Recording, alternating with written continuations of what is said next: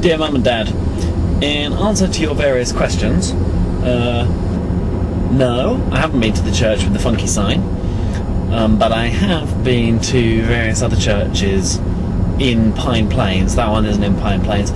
Pine Plains being a town with a population kind of similar to the population in Barkham, and having no less than 4 different denominations represented in church format.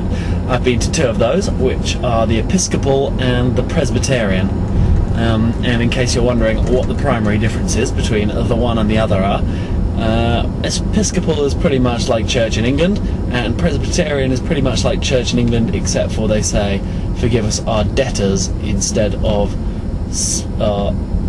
our debts instead of our sins, and they also call children, instead of children, young saints. So that's church. I'm hoping to go to the others too. Another of your questions was, have I met anyone except for the Merrisons? And that is a related issue, because I have indeed met the various people who charged up to me after church and introduced themselves, but particularly the pastor of the Episcopal Church and his wife, who invited me to dinner, to which I duly went, and they had some friends, but unfortunately they were kind of normal and interesting and nice, so not particularly newsworthy. The other thing was that I went to New York, and you sounded like you wanted to know a little bit more about it than the little snippet I gave you last time, which I think was completely adequate, but here's another portion of my trip there. Yes, so as you can see, I saw a whole bunch of really tall buildings, and also met a friend of a friend, which effectively was a blind date, but unfortunately she was kind of normal and nice as well, so not much to talk about there.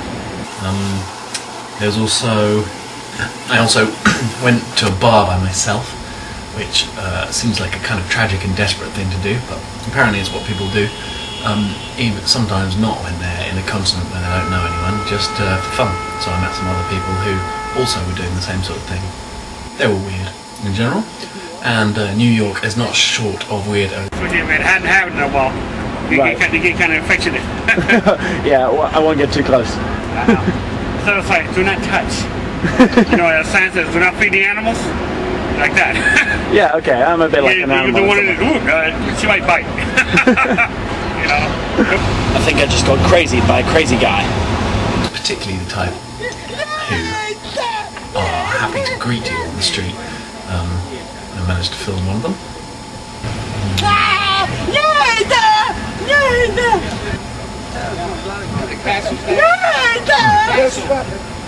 This is an ice cream cake from Walmart. Well, it's good stuff. It's effectively a blob of ice cream. That's a good recipe for a cake, wouldn't you say? Yeah, so in answer to the final questions, I think Ollie probably will pass. Might be a bit of a scrape. He's sort of a bit he's slightly unwilling, and kind of around the borderline will he get in kind of mark. And when he's out in the day, I spend quite a lot of time playing Guitar Hero and playing with my camera and other stuff. So that's all your questions answered. Now for other interesting news. Yes, I did some more calculations based on a new way of looking at the hours I'm working here. Obviously, if I am only doing 4 hours of teaching Ollie during a week, I still do a little bit of preparation beforehand.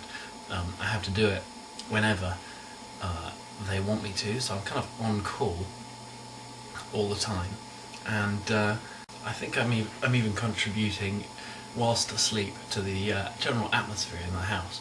So recalculating my hourly wage based on the fact that I am effectively working 24 hours a day, it looks like I'm only being paid less than the minimum wage. Poor little me. Lots of love, Mikey. P.S.